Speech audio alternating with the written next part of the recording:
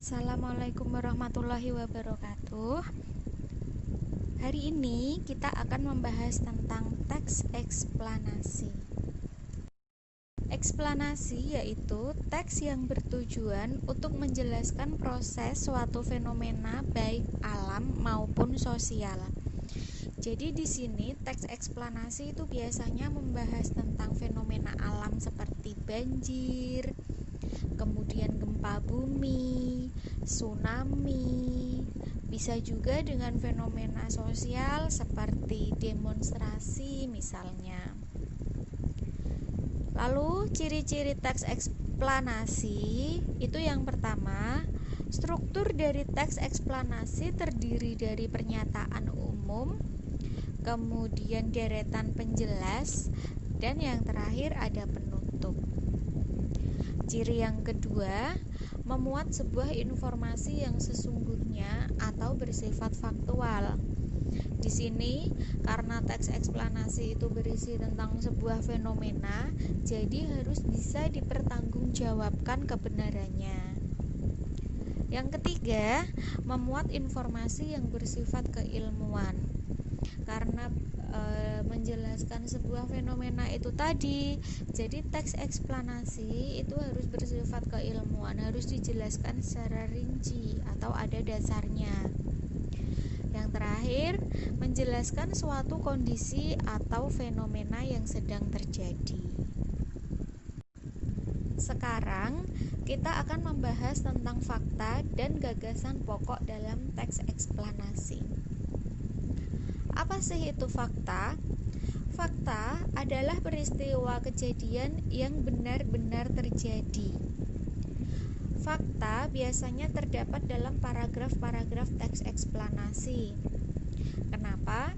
Karena teks eksplanasi itu memang harus sudah benar-benar terjadi. Jadi kembali lagi tadi ke awal, harus bisa dipertanggungjawabkan kebenarannya. Lalu gagasan utama.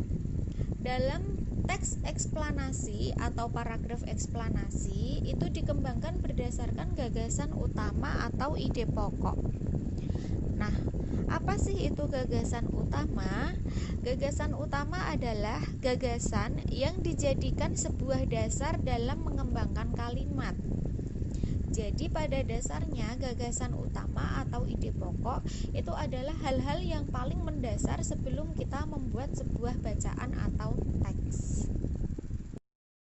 Struktur teks eksplanasi yang sudah kita bahas pada ciri-ciri tadi akan kita bahas secara rinci di sini. Struktur eksplanasi ada 3. Yang pertama, pernyataan umum. Pernyataan umum di sini biasanya berisi tentang hal-hal yang bersifat umum, seperti misalkan sebuah pengertian atau definisi tentang topik yang sedang kita bahas. Lalu yang kedua ada penjelasan proses.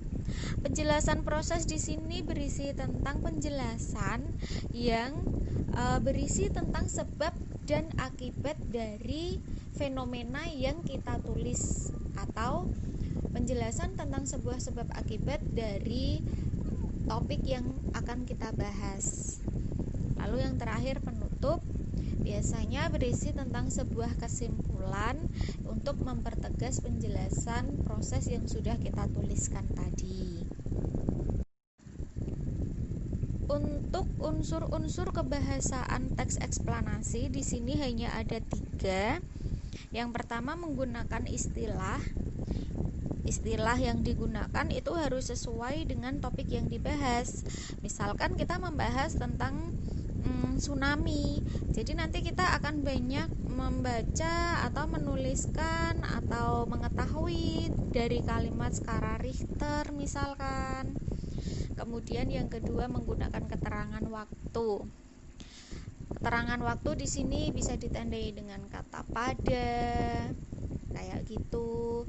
Lalu misalkan siang, atau menggunakan pukul, jam. Dan yang terakhir menggunakan konjungsi. Tidak lupa kan ya, konjungsi itu apa? Betul. Jadi konjungsi itu adalah kata penghubung. Setelah mengetahui teks eksplanasi, struktur, dan unsur bahasanya, kita akan belajar tentang bagaimana cara menulis teks eksplanasi dengan baik dan benar. Yang pertama dan yang paling utama itu adalah menentukan topik atau tema. Lalu yang kedua, menentukan tujuan penulisan.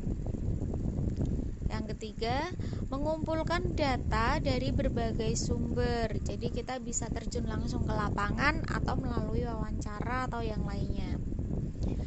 Yang keempat, kita bisa menyusun kerangkanya terlebih dahulu. Nah, dalam menyusun kerangka teks eksplanasi di sini harus sesuai dengan struktur yang sudah kita pelajari tadi, yaitu menggunakan pernyataan umum, kemudian proses dan penutup. Terus yang terakhir, mengembangkan kerangka menjadi sebuah karangan teks eksplanasi. Jadi setelah semuanya kita laksanakan atau kita lalui, kita bisa mulai menuliskan teks eksplanasi. Setelah kita membuat teks eksplanasi, jangan lupa kita juga harus melakukan proses penyuntingan. Apa sih itu menyunting? Menyunting itu memperbaiki. Jadi langkah-langkah untuk menyunting teks eksplanasi ada 4. Yang pertama, membaca kalimat demi kalimat secara teliti. Nah, kenapa harus membaca secara teliti? Di sini agar kita bisa menemukan kesalahan dari teks yang kita tulis itu. Jadi kadang kan ketika kita menulis secara tidak sadar, kita itu akan melakukan kesalahan, misalkan kayak kurang huruf atau salah penulisan kayak gitu. Kalau kita membacanya dengan teliti, kita akan bisa menemukan kesalahannya. Lalu yang kedua, membenarkan kesalahan yang terjadi. Ya, ketika kita menemukan sebuah kesalahan pada tulisan kita sendiri atau tulisan orang lain, kita harus membenahi, harus segera dibenahi agar tidak lupa.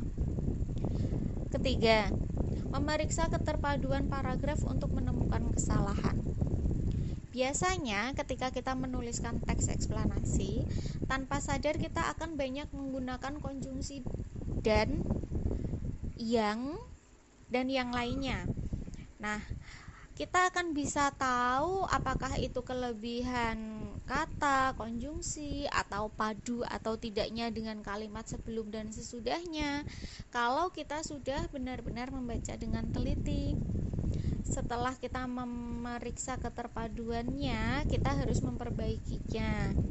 Dan setelah itu yang terakhir, memperbaiki keruntutan paragraf yang tidak tepat dapat dilakukan dengan cara membuang kalimat yang tidak padu.